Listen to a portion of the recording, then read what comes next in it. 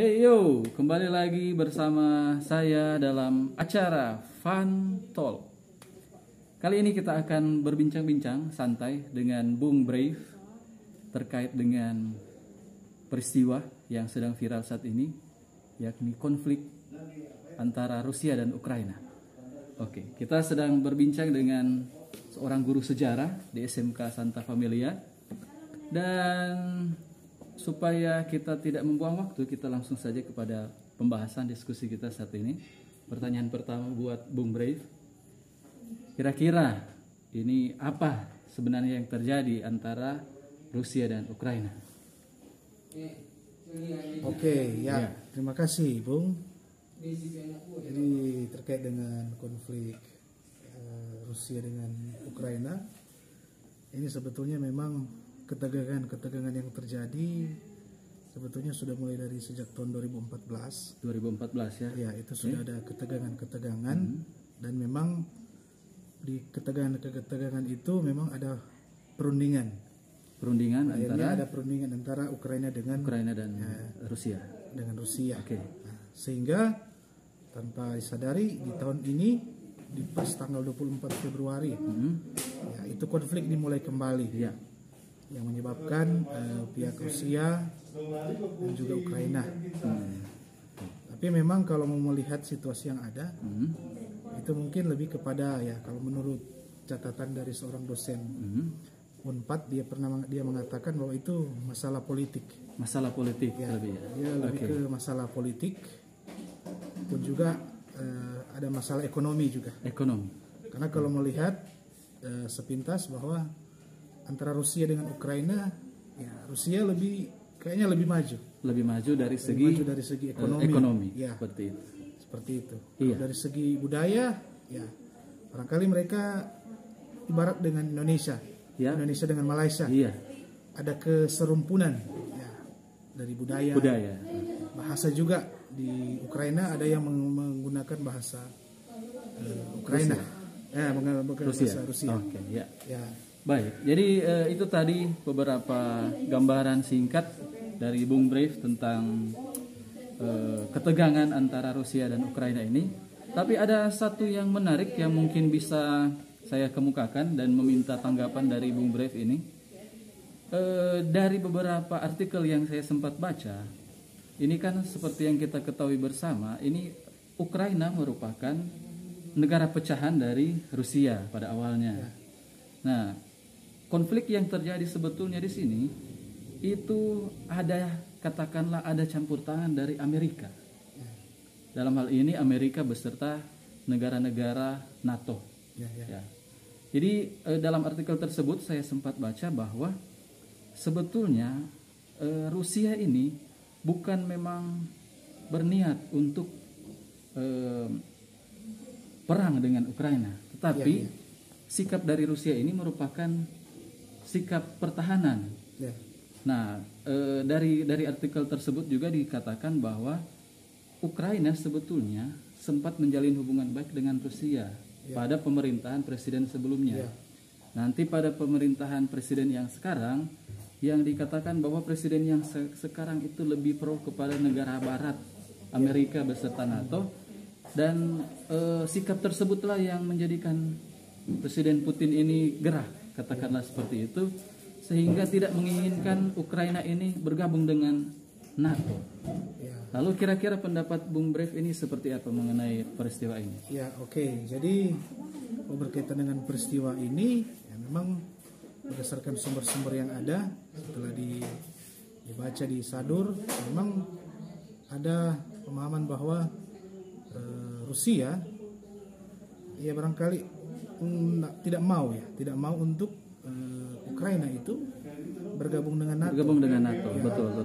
Sehingga itu yang terjadi. Ya, memang situasi itu ya waktu itu di 2014 sampai berlanjut juga di 2015. Namun memang pada akhirnya seperti slogan-slogan atau gaya dari Rusia bahwa mereka lebih baik berunding daripada mereka berperang. Ya. Jadi pada akhirnya mereka memang hanya sebatas berunding, dan memang kemungkinan besar untuk konflik ini pada akhirnya akan ujung-ujungnya akan tetap di mana ada perundingan. Iya, oke.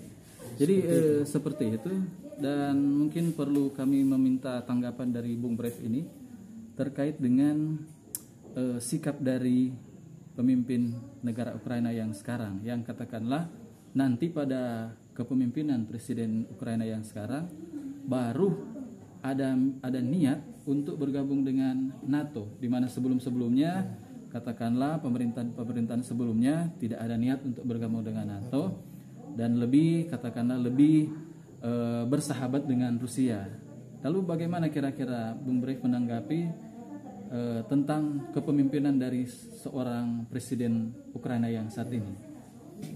Iya, jadi kalau lihat kepemimpinan dari presiden saat ini ya memang ya barangkali apa ya, mungkin ada hal-hal yang mungkin tidak disenangi atau gimana terhadap Rusia, sehingga menyebabkan itu hubungan kedua negara ini seakan-akan ya terbawa-bawa dalam arti ya mau saja untuk berperang. Iya. Padahal kalau mau lihat dua kekuatan memang ya, antara Rusia dengan Ukraina, memang kalau lihat kekuatan Rusia juga ya jangan diremehkan kalau soal kekuatan perang. Juga Ukraina juga sudah berbenah, apalagi presiden yang ya baru ini, karena memang waktu itu pun lagi-lagi ketika orang lihat di tahun 2014 sampai 2015 memang ada sekelompok ya katakanlah mungkin seorang dari Ukraina, dia pernah lari ke Rusia pada waktu itu, sehingga itu apalagi kan mayoritas juga di situ memang daerah pun juga di Semenanjung itu ya hari-harinya bahasa Rusia juga ya. Jadi memang ya itu yang terjadi. Oke. Dan memang menurut beberapa artikel yang sempat dibaca, sikap dari Rusia ini sebetulnya hanya untuk mengamankan posisi dari Ukraina.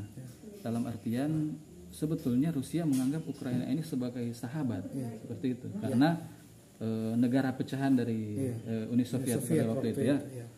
Nah, kenapa Rusia bersikeras supaya ini Ukraina tidak bergabung dengan negara-negara NATO?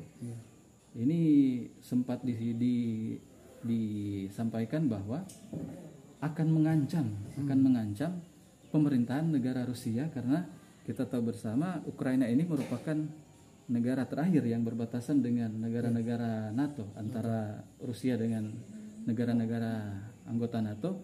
Ukraina ini negara terakhir yang berbatasan, sehingga mungkin dari pihak Rusia ini tidak mau kalau sampai Ukraina bergabung dengan NATO, ada peluang Ukraina akan dijadikan sebagai pangkalan militer NATO yang akan mengancam Rusia tentunya.